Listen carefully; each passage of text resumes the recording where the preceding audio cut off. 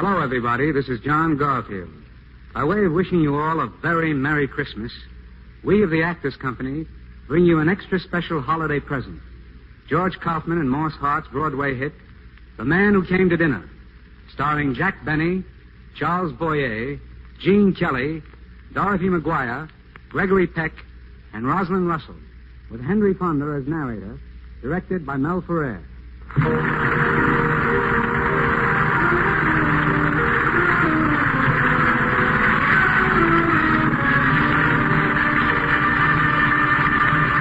Presenting the Hotpoint Holiday Hour.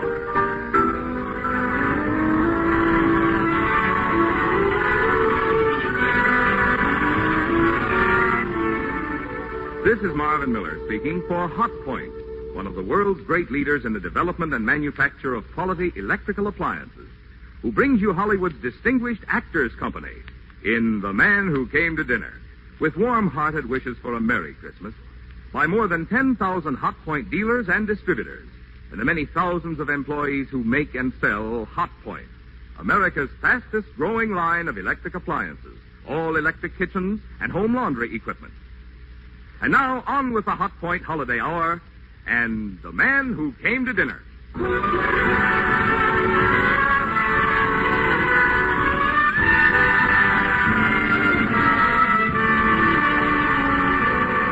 now, transcribe your narrator, Henry Fonda. Have you ever had a guest drop in at your house for dinner and stay for 2 weeks? I mean, aside from your relatives. There might be a better way to upset a household, but they haven't discovered one yet. Anyway, that's what our story is all about. Did you happen to see this week's Time magazine? Well, I got a copy here. Let me read it to you. Quote, caustic, Sheridan Whiteside, critic, lecturer, wit, radio orator, intimate friend of the great and near great, last week found his celebrated wit no weapon with which to combat a fractured hip. The luxury-loving Mr. Whiteside, trekking across the country on one of his annual lecture tours, met his Waterloo in the shape of a small piece of ice on the doorstep of Mr. and Mrs. Ernest Stanley of Massalia, Ohio. Result, canceled lectures and disappointment to thousands of adoring club women in Omaha, Denver, and points west. Further result, the idol of the airways rests until further notice in the home of surprise Mr. and Mrs. Stanley. Possibility Christmas may be postponed this year.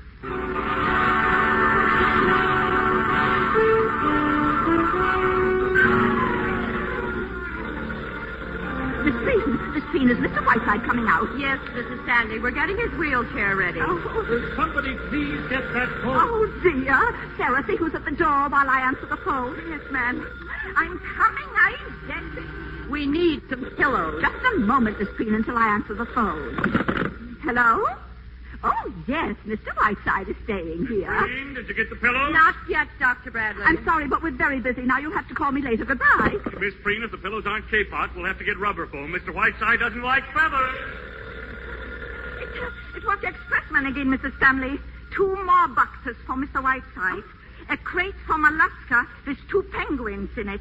And an octopus from William Beebe. Oh, and a piano came this morning from Arthur Rubinstein. What about the pillows? We'll need at least 4 of them for the wheelchair. Oh, yes, of course. Sarah, run upstairs and get 2 more pillows off Mr. Stanley's bed. Preen? Yes, Dr. Bradley. Mr. Whiteside wants a dozen bottles of Saratoga spring water, a copy of Bartlett's quotations, and a box of Pine Brothers cough drops. Hello? Oh, hello, Clara. Yes, the phone's been going all day. Yes, I know. He just never goes to dinner anywhere. And then this had to happen. Poor Mr. Whiteside. Daisy, will you please give me a moment of your attention? Just a minute, Ernest, dear. I'm so sorry, Clara. Daisy, I must get to the office. I'll speak to you later, Clara. Goodbye. Daisy, I'm sure it's a great honor, Sheridan Whiteside in our house, but it is a little upsetting. Phone going all the time, doorbell ringing, messengers. Mrs. Stanley, have the cough drops come yet? Oh, they're on their way, Miss Cutler. Oh, Ernest, this is Miss Cutler, Mr. Whiteside's secretary. How do you do? How do you do? May I move this chair? You mean he's coming out now? He is indeed. Oh, Sarah? Yes, ma'am. Mr. Whiteside's coming out. Oh, Ernest. Well, here we are, merry and bright. Miss Preen, wheel our little patient out. Mr. Whiteside, these are your hosts. Oh, good morning, Mr. Whiteside. I'm Mrs. Ernest Stanley, remember? And this is Mr. Stanley. How do you do, Mr. Whiteside? I hope that you're better. Thank you. I am suing you for $150,000.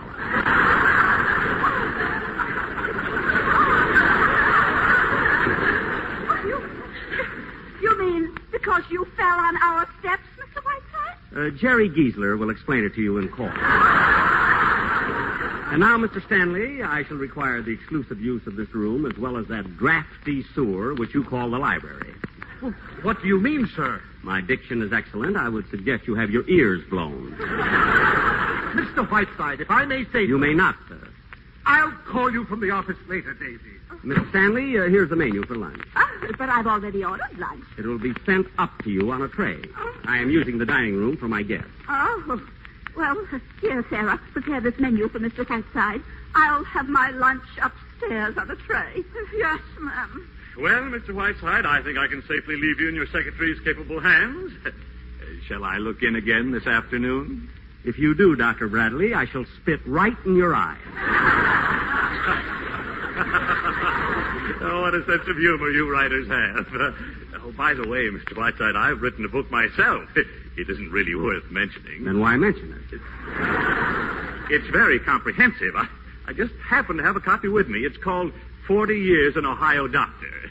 I'll leave it here. Yes. It's only 2,000 pages. Will you read it? I'll be glad to if I can lift it. Now, keep that hip quiet and don't forget those little pills. Good day.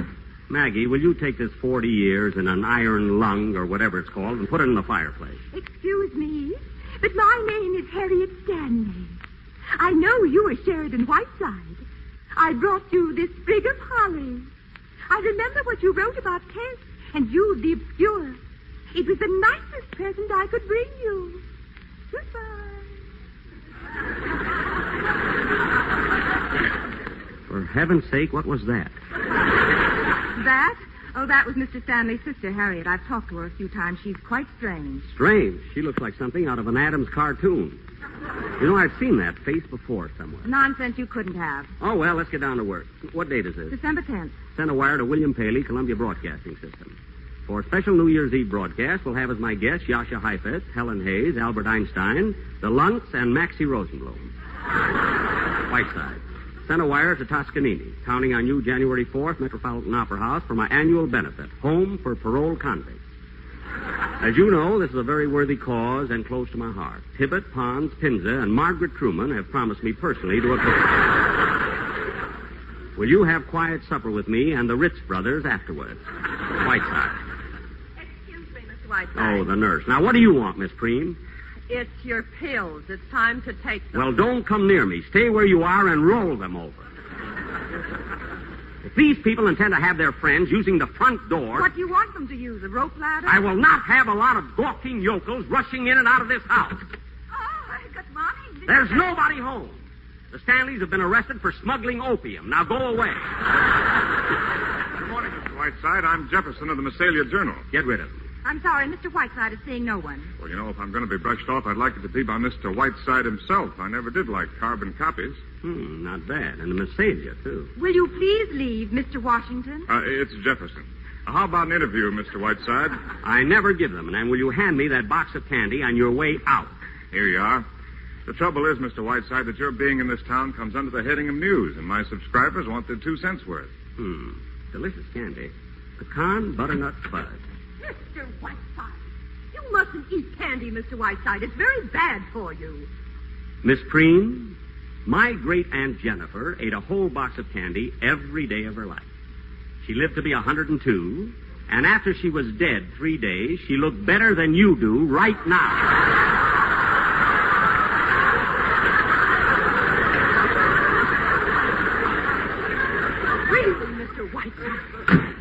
Well, I can at least report to my readers that chivalry is not yet dead. We won't discuss it. I suppose you've written that novel. No, I've written that play. Well, I hope you don't expect me to read it. Well, and how about a brief talk on famous murders? You're an authority on murder as a fine art. My dear boy, when I talk about murder, I get paid for it. Well, all right. What do you think of Massalia? How long you going to be here? Where are you going? Things like that. Very well. A, Massalia is a town of irresistible charm. B, I cannot wait to get out of it. And C, I'm going from here to Crockfield for my annual visit to the Crockfield Home for Parole Convicts. Jefferson, did you ever hear how Crockfield started? A couple of crooks got together and got crocked. Sit down, Maggie. This aging debutante, Mr. Jefferson, I retain in my employ only because she is the sole support of her two-headed brother. I understand. Well, thanks a lot, Mr. Whiteside, for being so unpleasant. Oh, by the way, I'm a cribbage player if you need one while you're here. Fine. How much can you afford to lose? I usually win. Well, we'll change that. Come back at 8:30. We'll play three-handed with Beatrice Fairfax here. Oh, Mr. Whiteside, there are 3 men here to see you. 2 of them are wearing prison uniforms, and the other one has a rifle. Mr. Whiteside, I don't know who these men are, but I will not stand Then here. go upstairs. Oh. Those are probably my luncheon guests. Jefferson, stay for lunch. Sarah, there'll be one more. Hello, Mr. Whiteside. Well, I brought the boys. Fine, Sheriff, fine. Maggie, take the sheriff's rifle and put it in the umbrella stand. Well, I guess it'll be all right, as long as I keep the cuffs on them. Lunch is ready, Mr. Whiteside. Good. Let's go right in. Now, let me see if I can remember your name. You're Michelson, aren't you? Butcher shop murder? Yes, sir.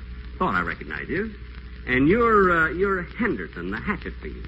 Always chops them up in a salad bowl. That right? Isn't it? That's right.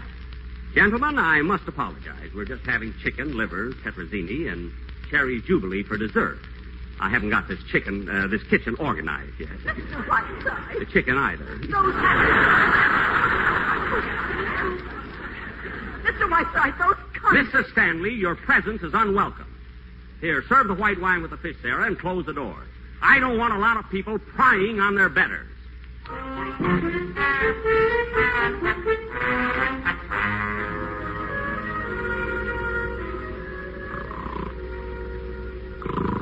Mr. Whiteside, wake up. What? Oh, it's you, Miss Stomach Pump. I was dreaming of Ava Gardner, and I wake to find you. Where's Miss Cutler? She went out with Mr. Jefferson. That's the 4th time this week. Be quiet, Dave. Mr. Whiteside, I want to talk to you. I don't care whether you're busy or not. I've stood all that I'm going to stand. Indeed. This is the last straw. Look at this bill from the telephone company. $784. Oklahoma City, Calcutta, Hollywood, Rome, New York. Now, I realize, Mr. Whiteside, that you're a distinguished man of letters. Yes, of course. We both do. Please. Oh. But in the past week, we've not been able to call our souls our own. We've not had a meal in the dining room once. I have to tiptoe out of the house in the morning. Now, Ernest. Convicts sit at my dinner table. Butcher shop murderers. And furthermore, I don't like coming home to find 22 Cherokee Indians using my bathroom. For your information, Mr. Stanley, those 22 Cherokee Indians came straight from the White House, where I assure you they used the bathroom, too. Oh, Mr. Whiteside, my husband didn't mean... Yes, I did. I meant every word of it. There's only one point that you make in which I see some slight justice. I do not expect you to pay for my telephone calls. Can you provide me with the exact amount? I certainly can, and I certainly will. Good. I shall instruct my lawyers to deduct it from the $150,000 that I am suing you for. Come along, Casey, before I lose control of myself. And I'll thank you to stay out of here till I send for you, which I doubt. Good evening, Sherry. Really, you've got this room looking like an old parrot cage. Did you nap while I was out? What's the matter, dear? Can't run away with your tongue. Now, don't look up at me with those big cow eyes, you moonstruck hag. Where have you been all afternoon? Smooching with Bert Jefferson? Oh, Sherry. Bert read his play to me this afternoon. It's superb. It simply cries out for Catherine Cornell. Here, read it. And if you like it, will you send it to her, Sherry? And will you read it tonight? No, I will not. And while we're on the subject of Mr. Jefferson, you might ask him if he wouldn't like to pay your salary, since he takes up all of your time. Oh, Sherry, stop behaving like a spoiled child. Will you stop acting like Zazu Pitts and explain yourself? Well, I'll make it quick. Sherry, I'm in love. Nonsense. This is merely delayed puberty. No, Sherry. I'm afraid this is it. When you get out of that wheelchair and leave Massalia, I stay. You're going to lose a very excellent secretary. I remain completely unconvinced. You are drugging yourself into this Joan Crawford fantasy, and I shall do everything in my power to bring you to your senses. Now, you listen to me, Whiteside. I know you. I know what a devil you can be. I'm going to marry Bert if you'll have me, and don't you dare try any of your tricks. And now, if it meets with your approval, I'm going upstairs and wash my hands. So Mr. Bert Jefferson turns out to be an Ohio Tennessee Williams. So his play is good enough for Catherine Cornell, eh? I'll fix that. Hello? Long distance, please. I want to make a transatlantic call. Hello, transatlantic operator? This is Massalia 142. I want to talk to Miss Lorraine Sheldon. Sheldon. Sheldon. She's on the Queen Elizabeth. It sailed from Southampton day before yesterday. Will it take long? My name is Whiteside. Thank you. Oh, come in, Dr. Bradley. Good evening, Sarah. Well, good evening, Mr. Whiteside. Come back tomorrow, would you, Doctor? I'm busy. Now, what would be the best news I could possibly bring you? You have hydrophobia. No. Mr. Whiteside, you are a well man. You can get up and walk now. You can leave here tomorrow. What do you mean? Well, sir, I looked at those x-rays again this morning, and do you know what? I'd been looking at the wrong x-ray. I had been looking at old Mrs. Moffat's x-rays. You are perfectly, absolutely well. Lower your voice, will you? Huh? What's the matter? Aren't you pleased? Naturally. This is a very unexpected bit of news, however. Dr. Bradley, I have some good news for you, too. I've been reading your book, 40 Years, what is it? An Ohio Doctor. Yes? Well, I consider it extremely close to being one of the great literary contributions of our time. Mr. Whiteside. Dr. Bradley, I have a proposition to make to you. What I would like to do is to stay here in Massalia and work with you on this book. Oh, Mr. Whiteside, I would be so terribly honored. Thank you. But there's just one difficulty. You see, if my radio sponsors were to learn that I'm well, I would be forced to leave Massalia. Therefore, we must not tell anyone that I am well enough to get out of this wheelchair. I see. Not even my secretary, Miss Cutler. You understand? Oh, yes. When do we start work? Tonight? I've just got one patient that's dying, and then I'll be perfectly free. I'll see you tomorrow morning. This is a private call. Would you forgive me? Hello? Yes, I'm on. Tomorrow morning, Doctor. Tomorrow morning it is. You've made me very proud, Mr. Whiteside. Good night. Yes, this is Mr. Whiteside. Put him on. Hello, is this my Lorraine? Blossom girl, when did you land in New York? Tuesday? That's fine. Now, listen closely, my pet. I've discovered a play with a wonderful part in it for you. Now, wait, let me tell you. The author is a young newspaper man in this town.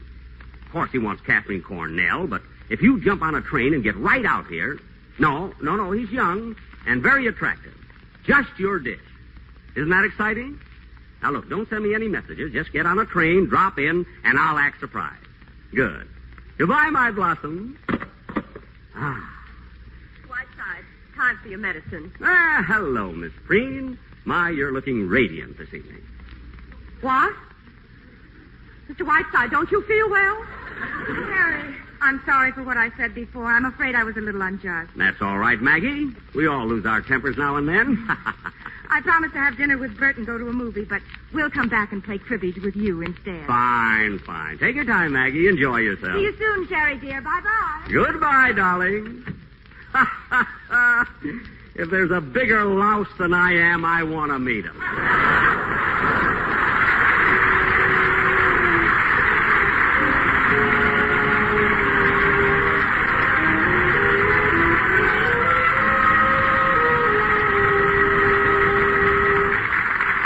In just a moment, Act 2 of The Man Who Came to Dinner. And now, a brief pause for station identification.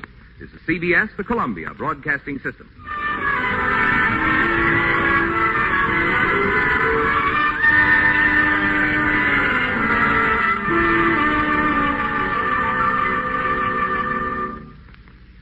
At Hotpoint, we're as old-fashioned in our ideas about Christmas as we are modern in our ideas about electric appliances.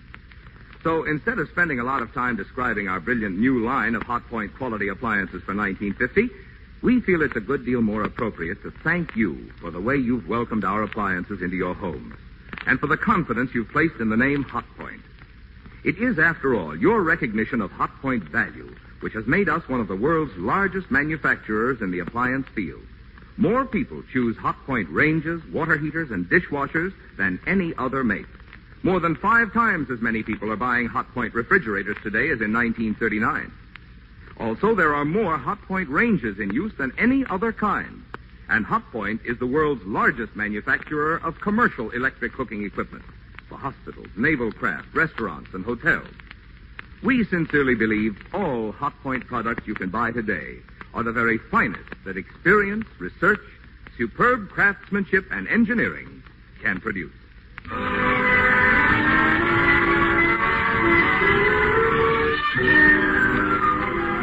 And now the second act of The Man Who Came to Dinner.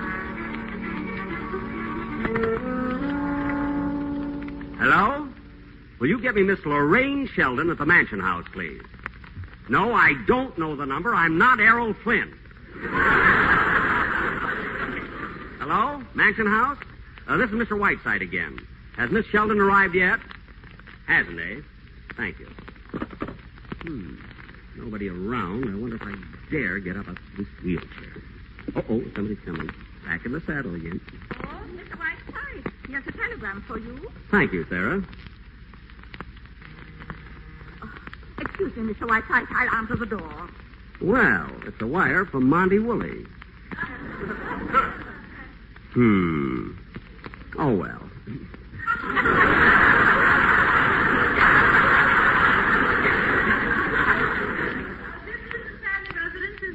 Yes, ma'am. Well, I've come to see Mr. Whiteside. Will you tell him Miss Sheldon is here? Lorraine, my blossom girl. Jerry, my sweet old darling. Look at that poor, sweet, tortured face. Let me kiss it. Oh, you poor darling. Your eyes have a kind of gallant compassion. How drawn you are. Oh, Sherry, my sweet, I want to cry.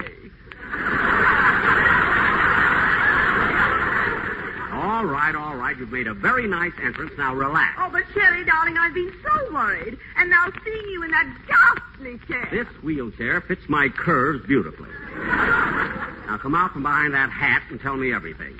You look a little like Hedda Hopper. How are you, my dear? Oh, darling, I just dashed through New York. Didn't do a thing about Christmas. And London before that was magnificent, my dear. Well, I simply never got to bed at all, but not at all. I simply can't stop to tell you. Well, why not start with the dirt first? That's what I want to hear. What about that fish face, the Marquis de la Roche? Haven't you hooked him yet? Now, Sherry, please. Pierre is a very dear friend of mine. Now, how, Blossom Girl? This is Sherry. Don't tell me you wouldn't like to be the Marquise de la Roche with $100,000 a year. By the way, is he still as wrinkled as ever? Mm-hmm. His neck reminds me of a convertible with the top halfway down. Now, Sherry, really. Pierre may not be young, but he's rather sweet, poor lamb. And he's very fond of me. The Marquise de la Roche. Won't Kansas City be surprised? Mr. Whiteside, did you get a chance to... Not yet, Dr. Bradley. I'm busy. Oh. Who's that? He fixes the plumbing. Now, come on, Lorraine. I want more Oh, news. but Sherry, now what about this play? I've been so excited ever since your phone call. Well, here's the situation. This young newspaper man, Bert Jefferson, brought me the play with the understanding that I sent it to Kit Cornell. Now, that's fair warning. The rest is up to you. Sherry, look, Bert has just given me the most heavenly... Oh, hello, Maggie. I knew you must be around somewhere. How are you, darling? Hello, Lorraine. Isn't Bert with you? Oh, here he is. This is Bert Jefferson. Lorraine, young newspaper man. Oh? Miss Lorraine Sheldon. How do you do, Miss Sheldon? Jefferson. Why, Mr. Jefferson. You don't look like a newspaper man. You don't look like a newspaper man at all. Oh, really? I thought it was written all over me. Oh, no, not at all. I should have said you were, I don't know, a jet pilot or an explorer or something. They have that same kind of dash about them. I'm simply enchanted with your town, Mr. Jefferson. Tell me, have you lived here all your life? Not yet.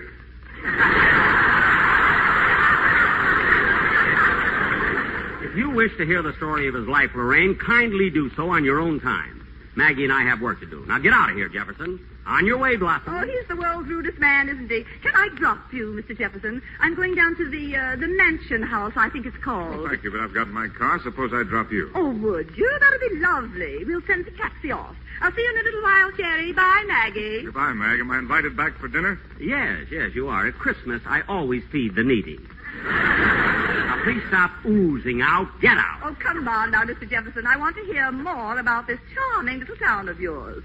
And I want to hear a good deal more about you.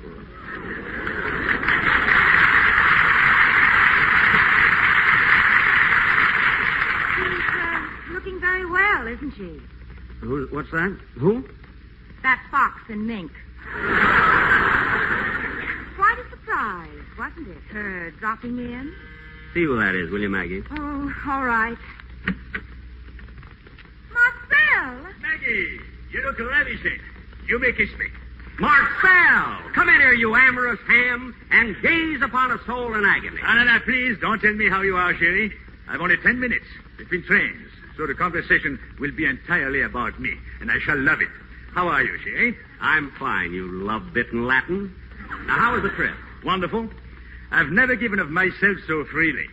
By the way, did I not see that refugee from Reno, La Sheldon, as I came in? You did indeed. Santa dropped a clinker down the chimney. Ah, dear Lorraine. She would flirt with a chimpanzee if she thought he had money. Sherry, my evil one, not only have I produced the finest comedy since Molière, but also the best review since my last one. I shall act in it, of course, for 8 weeks in Paris, 6 in New York. Then I leave for a trip to Bali to meet Simon. Now, Maggie, my sweet, why don't you desert this lump of tapioca and come with me? Oh, Marcel, dear, be careful. You're catching me at a good moment. Tell me, Monsieur Bouquet, did you have a good time in Hollywood? How long were you there? 3 unbelievable days. I saw everyone, from Claudette Colbert to Gorgeous George.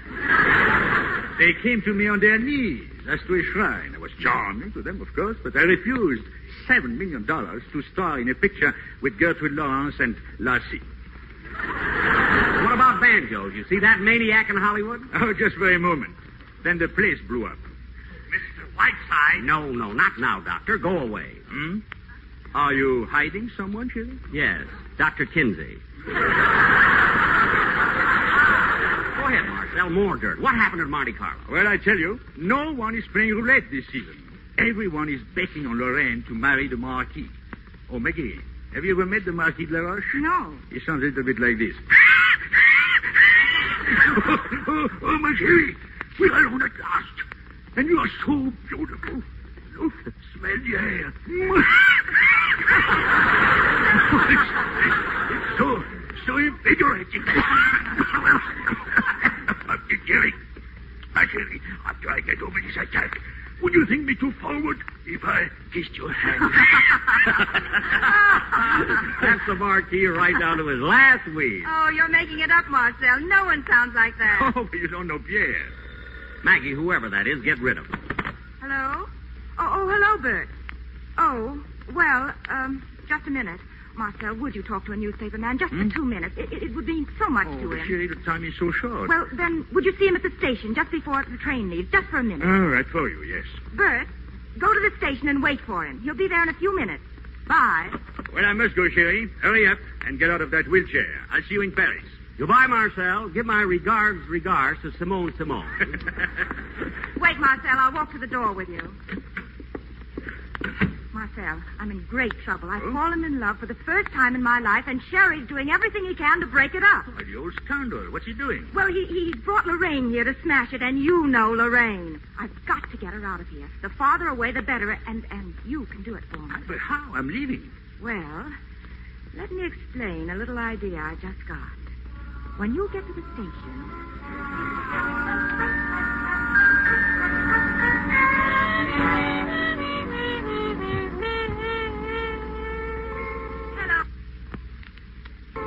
Maggie? Where's Sherry? In the library, working on his script. Oh, of course, the Christmas Eve program.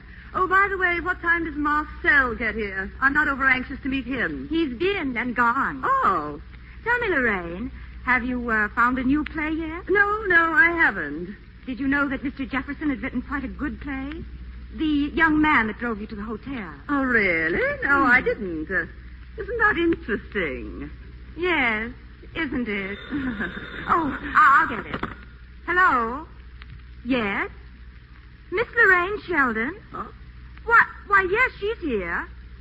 Here, there's a transatlantic call coming through for you, Lorraine. Transatlantic for me? Here? What in the world? It's from Monte Carlo. Monte Carlo? Hello? Hello? Pierre! Why, what a surprise. How'd you know I was here? Darling, your asthma sounds worse. Well, you're wheezing. Oh, yes, I can hear you very clearly. It's as though you were just around the corner. Oh, I see. What? Oh, darling, you don't know how I've prayed for this Oh, darling, yes. Yes, 1,000 times, yes. Oh, dear, I'll take a plane right out of here and catch the next boat. What? Pierre, you're wheezing so. Yes, I love you, my darling. Oh, so much. Oh, you've made me the happiest girl in the world. Goodbye, darling, goodbye. Sherry! What's all the yammering about? Oh, Sherry, Pierre's just called me from Monte Carlo. He's asked me to marry him. Oh, I've got to get right out here and catch the next boat. Lorraine, are you going to toss away the best part of your career to marry that reasonable facsimile of an accordion? Really, I haven't got time to argue. Now, Maggie, you must help me. Why, I'd be delighted. I have a timetable right here for you. You can make a Friday sailing. Oh, Maggie, darling, you are wonderful. Lorraine, you're making a big mistake. Oh, Maggie, what's the number of that hotel I'm in? Messelia 32. Messelia, 32, please. Oh, look out the window, Sherry. It's starting to snow. Isn't that wonderful? Oh, I never felt more like Christmas in my life. Don't you, Sherry, dear? Shut your nasty little face.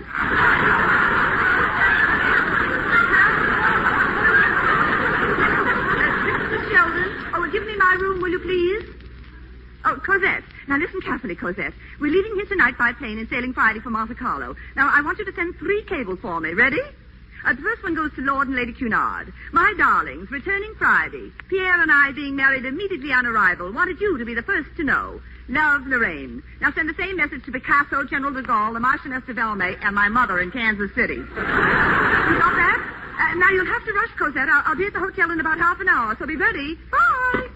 Oh, well, life is just full of surprises, isn't it? Now, who would have thought an hour ago that I'd be on my way to Monte Carlo? Hello, everybody. Say, do you know it's snowing out? We're going to have a real old-fashioned Christmas. Why don't you telephone your scoop to Luella Parsons? Bert, Miss Sheldon has to catch a plane tonight from Toledo. Can we drive over it, you and I? Why, certainly. Oh, sorry you have to go, Miss Sheldon. No bad news, I hope? Oh, on the contrary. Very good news. Wonderful news. Oh, good. I got some pretty good news myself. A 2-minute interview with Marcel Duval at the station. You're right, Mr. Whiteside. He's quite aboard. Oh, Sherry, I almost forgot. Have you seen this bracelet Bert gave me for Christmas? Isn't it beautiful? Ducky. I was lucky to get even 2 minutes with Duval. He was in a telephone booth most of the time. I couldn't hear what he was saying, but from the face he was making, it looked like a scene from one of his plays. And look at the inscription Just here. a minute.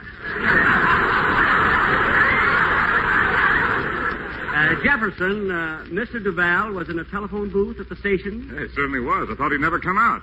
He kept wheezing, making the funniest faces for about 5 minutes. Bert, will you mix some cocktails? I think I'm going to need a drink. Fine, I'll be back in a jiffy. I've got a new recipe for martinis that'll really open your eyes. They're already open. Lorraine, my blossom, hand me the phone. Here, Sherry. Operator, has there been a call from Monte Carlo over this telephone within the past half hour? Yes, I'll wait. Sherry, what is this? What's that? There have been no calls from Monte Carlo for the past week? Thank you. Now, will you repeat that, please? Lorraine, hold this receiver to your shell-like ear. Hear that, dear? Yes. Thank you, operator, and a Merry Christmas. Sherry, now what is all this? What's going on? What does this mean? Lorraine, you have just played the greatest love scene of your career with your old friend, Marcel Duval. Now, Sherry, stop it. I want this thing explained. Explained? You heard the operator, my pet. All I can tell you is that Marcel was indulging in one of his famous imitations, that's all. You've heard him do Pierre before, haven't you? Yes, of course, but why should he want to do such a thing? Oh, those cables. Now, steady, my blossom. Take it easy. Steady. Do you realize that I'll be the laughing stock of Europe? I always knew that Marcel Duval was a stinker. Well, why would he try to ship me over to Monte Carlo like that on a fool's errand? Cocktails are ready. Only 10 to a customer. Oh, I think I begin to... Of course, that's it. Of course, that's it. Mr. Jefferson, that's a very charming bracelet you gave Maggie, isn't it, Maggie, dear? If I were you, I'd hang on to that bracelet, dear. It'll be something to remember him by. Well, you're still here, Miss Sheldon? I thought you were leaving. I've changed my plans. Wild horses couldn't drag me out of here now. Really? Well, good. And I hear you have written a simply marvelous play, Mr. Jefferson. I want you to read it to me tonight. Will you?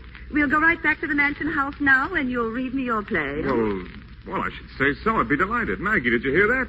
Come on, Miss Sheldon. Let's have at it. Yes, let's have at it. See you later, Maggie. Oh, Maggie, this would be a good time for me to go over my radio script. Where is it? On the table. Oh, yes, thank you.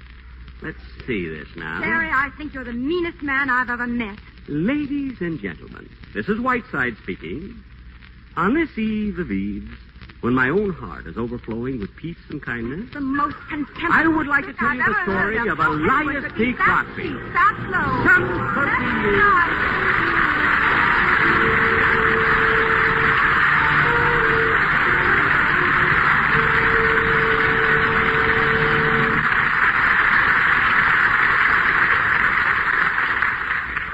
Over the years, the name Hotpoint has become one of the most valued among electric appliances. The reason is best expressed in our slogan. You can look to Hotpoint for the finest first. And that's certainly no idle statement. 45 years ago, for example, we built the very first electric range. Last year, Hotpoint was first again with a great new contribution to cooking ease and convenience. Hotpoint push-button cooking.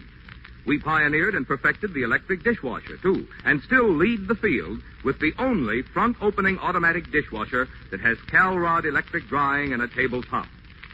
Hotpoint was also first to dream of all-electric kitchens and laundry. We've made scores of other important advancements throughout our entire line of Hotpoint quality electric ranges, refrigerators, food freezers, dishwashers, disposalls, water heaters, automatic washing machines, dryers, ironers, and matched kitchen cabinets. In fact, not only ours, but all makes of electric appliances are better today because of Hotpoint's pioneering and leadership. Right now, more than ever before, it pays to look to Hotpoint for the finest first. And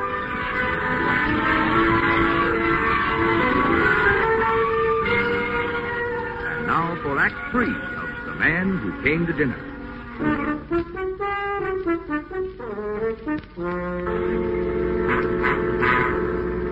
Miss Preen, prune face. Yes, sir. Yes, sir. Where do you disappear to all the time, my lady nausea? Mr. Whiteside, I can only be in one place at a time. That is very fortunate for this community. Now go away and take this medicine with you. You remind me of last week's laundry. I'm taking the 1 o'clock train, Sherry. I'm leaving. Just a moment, Betty Davis.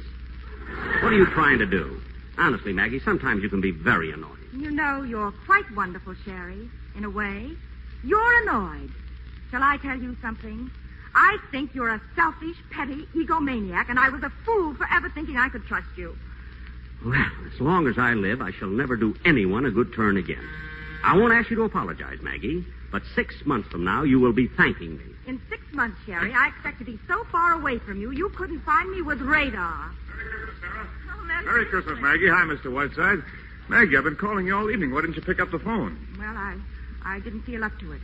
How'd you hit it off with Madame Dubarry? Miss Sheldon, well, she says the play needs just a little fixing. We could do it in 3 weeks.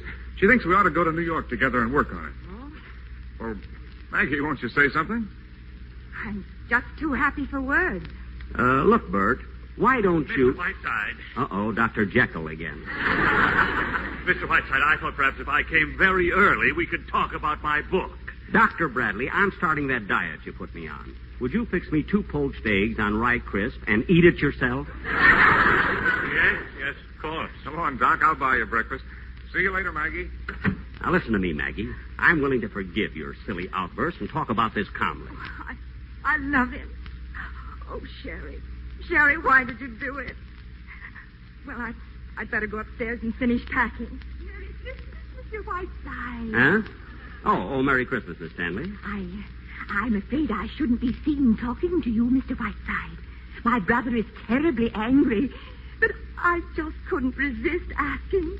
Did you like my Christmas present? Yes, it was very thoughtful of you, Miss Stanley. I'm fond of these old photographs. Thank you so much. I was 22 when that was taken. That was my favorite dress. Well, I'd better go back to my room before I'm seen. Goodbye. Goodbye. What is there about her face? So familiar. Miss Preen! Miss Preen! Yes, sir. Yes, sir. Answer the door, will you? Aha! A female! Come in, Doctor! You're the first woman I've seen in 20 minutes. Oh, I love you. I love you madly. You here. Stanley, kiss me. Kiss me again. Don't be afraid of my passion. I can feel the hot blood pounding through your veins. Banjo! Banjo! Whiteside, how are you, Whiteside? Will you please pay for this package? Put that woman down, Banjo. That's my nurse, Miss Bedtray.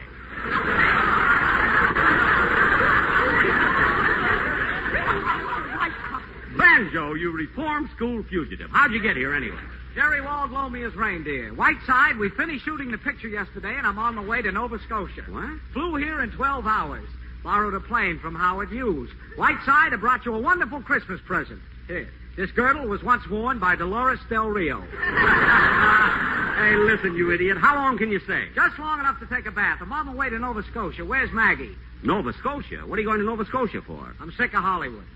Besides, there's a dame in New York I don't want to see, so I figured I'd go to Nova Scotia and get some smoked salmon. Where's Maggie? Upstairs in her room. I'm going up and see her. If I'm not back in half an hour, come up and save me. Banjo, I'm very annoyed at Maggie. After all these years, she's repaying my affection by behaving like Stella Dallas. What are you talking about? How was I supposed to know that she was really in love with him? In love with who? I just got here, remember? I'm telling you, you Hollywood nitwit. A young newspaper man here in town. Maggie finally fell. Well, what do you know? So, Lorraine Sheldon happened to come out here and visit me. Tiger Lil here? Yep. And this young fellow has written a play. You can guess the rest. He's going to New York with Lorraine to rewrite. Oh. Say, wait a minute. What do you mean Lorraine Sheldon happened to come out here? Sherry, I smell a rat. A rat in a wheelchair. Well, all right, but I did it for Maggie. I thought it was the right thing for her. Oh, sure, you haven't thought of yourself in years. Oh, Mr. Whiteside, I have some cookies here for you. Thank you. Not bad. But they're welcome, Mr. Whiteside. Never mind, Sarah. He's crazy. And hungry. Come, Petrushka. We will dance in the snow until all St. Petersburg is aflame with jealousy. Come to the kitchen with me. Mr. Whiteside, I am quitting. My address is on the desk inside. You can send me a check. Do you realize, Miss Preen, that this is completely unprofessional? I do indeed. I am not only walking out on this case, Mr. Whiteside. I am leaving the nursing profession. From now on, anything that I can do to help exterminate the human race will fill me with the greatest of pleasure. Well, you can start with yourself first. Good day. Good day. Mr. Whiteside. Now, what do you want, Stanley? Come in, Sheriff. Yes, sir. Mr. Whiteside, this gentleman is the deputy sheriff. If you're not out of this house in 15 minutes, he will forcibly eject you, baggage, wheelchair, penguins, and octopus. I am now going upstairs to smash our radio, so that not even accidentally will I ever hear your voice again. You can't miss it today. Sure you don't want my autograph, old fellow? 15 minutes, Mr. Whiteside. Ah, you are magnificent. Fly with me to Valhalla. I will build you a restaurant and we'll barbecue Duncan Hines. Anything new, Whiteside? No, Banjo. Maggie's taking the 1 o'clock train out, and I have exactly 15 minutes in which to pull out of my hat the biggest rabbit you've ever seen. What do you mean, 15 minutes? My host has sworn out a warrant. I'm being kicked out. Open the door, Sarah. It's probably some mustard gas from Kaufman and Hart. Yes, sir. Oh, good morning. Is Mr. Whiteside up yet? Yes, Miss Sheridan. Oh. Merry Christmas, darling. Birthday is magnificent. I've come here to have Christmas breakfast with you. Oh, Banjo. What a surprise. How are you? I'm fine, Lorraine, fine. How's the husband business? Very funny, very funny. It's too bad, Banjo, that your pictures aren't as funny as you seem to think you are. Lorraine, how can you say such things when you know I'm mad for you? Mad, do you hear? M-A-D-E, mad. Let me take you out of all this, Lorraine. Let me take you out of all this and back to the stockyards. Think of anything yet, Whiteside? Yeah, suicide. What time does the boat sail? 10 minutes. What boat is this? The good ship up the creek.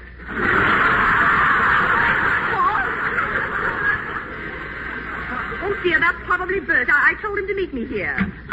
Whiteside, American Express. Right this way, please. Oh, why, Sherry, what's that? Why, it's an Egyptian mummy case. There's one thing I need right now. It's an Egyptian mummy case. Hey, there's a tag on it. It says, Merry Christmas from the King of Egypt. What'd you send him, Sidney Greenstreet? 8 minutes, Mr. Whiteside, including that mummy case. Why, what's that all about? Who is that man? He announces the time every few minutes. I pay him a small sum. Oh, but what on earth for, Sherry? I lost my watch. Oh, you know, Sherry, I think this mummy case is rather beautiful. Just think, Cleopatra might be in one just like that. A woman like myself. But not as cold. A woman who once lived and loved, full of the same passions, fears, jealousy, hates. And what remains? Lydia Pinkham? Just this case and nothing more. That's all that remains. Oh, I'd like to open it and stand inside. Yes, Banjo, yes. Here, Lorraine, I'll open it for you. Here, try it on for size. Here I am, another woman living out her life. I want to cry. Lorraine, have you ever played Cleopatra? No, Sherry, I haven't. What makes you ask that? There was something about you stood next to that case. It transcended any mortal expression I've ever seen. Yeah, it certainly did. Whiteside, what does transcended mean? Quiet, Banjo. Oh, now, Sherry, you're just joshing me, aren't you? My dear, I wouldn't make light of these things. I am deeply moved. There's a strange beauty about you, Lorraine. Pure Van Gogh. I would love to see you in that mummy case. I feel too silly, Sherry. Lorraine, at this moment, you've shown me rare beauty. You asked me a little while ago what I wanted for Christmas. The two front seats? Quiet. All that I want, Lorraine, is the memory of you in that mummy case. Oh, my darling, I'm all choked up. All right, I'll do it. Here, Lorraine, let me. There. Here, I'm in. Well, stay there. Touchdown. I'll kick the extra point. Will she be all right in there? Sure, I'll punch a couple of holes in her so she can breathe. I'll let her out as soon as we get on the plane. Wait a minute. How do we get this mummy case out of here? Now, one thing at a time. That's the next step. Well, think fast, Captain Hornblower. Think fast. Banjo, I've got it. I hope it's not catching. Mr. Stanley's sister. I finally remembered that face. If it was me, I'd have forgotten it long ago. I knew I'd remember. The time is up, Mr. Whiteside. 15 minutes. Ah, yes, Mr. Stanley, 15 minutes. Will you do me a slight favor before I go? I certainly will not. Oh, I think you will, Mr. Stanley. Or shall I inform my radio audience that your sister, Harriet Stanley, is none other than the famous Harriet Sedley, who murdered her mother and father with an axe 25 years ago. Mr. Whiteside, how did you find that out? Now, Mr. Stanley, how would you like to have the good people of Massalia repeating that once popular little jingle? Harriet Sedley took an axe and gave her mother 40 whacks. And when the job was nicely done, she gave her father 41. You win, Mr. Whiteside. What do you want me to do? Oh, Sheriff, will you come in here, please? Whiteside, you're a great man, and I despise myself for admitting it. You call, sir? Come right in, Sheriff. Mr. Stanley, would you like to help this gentleman down to the airport with this mummy case? He's sending it to a friend in Nova Scotia. They can't get good mummies up there. Right, Mr. Stanley? Yes. Sheriff, handle that case carefully. Banjo, you're wonderful. I may write a book about you. Don't bother. I can't read. What now? Don't drop that case, Sheriff. It's loaded. Goodbye, Maggie. And Maggie, don't worry about Lorraine. She just stepped out of the country for a minute. Sherry! Sherry, was that... It was indeed. Bert is all yours, and you have my blessing. Oh, Sherry. Banjo, you're wonderful. Maggie, get me my hat and coat. I'm leaving. Come on, Whiteside. I'll drop you at the airport. Oh, you're leaving, but Sherry, you're here. But where are you going? Arthur Murray's for a rumba lesson. Now, don't argue. Do as you're told. Yes, sir, Mr. Whiteside. I'll get to a... Come on, Whiteside. Hurry up. Before I go to Nova Scotia, I want to stop off at Lindy's for some rye bread. All right, Banjo. All right. Mr. Whiteside, you're walking. Yep, I'm back in shape again, Bert. There's been a slight change of plan. I'm taking your play to Kathleen Cornell. Maggie will explain everything. Oh, hello, Bert. Hi, Maggie. Well, I don't have to go to New York. Can you stand it? Oh, I think so. Whiteside, drop a cage over these two lovebirds, will you? And come on, we can't keep the salmon waiting. Mr. Whiteside, are you very busy? Yes, Dr. Bradley, very. But if you ever come to New York, try and find me. Goodbye, Maggie, my lamb. I love you very much. Jerry, you're wonderful. Don't tell him he knows it. Goodbye, Jefferson. You'll never know the trouble you've caused. Goodbye. I'll walk you to the door. Goodbye. Goodbye, Sarah. Goodbye, Mr. Whiteside. Look out for the milk bottle. Oh! What was that? Maggie, get the wheelchair. Call the nurse. Where's the doctor? Oh, poor Mr. Whiteside. He tripped on the milk bottle and fell down again. Mr. Jefferson is carrying him in. Miss Preen! I want Miss Preen back. Mr. Stanley, I am suing you for $300,000.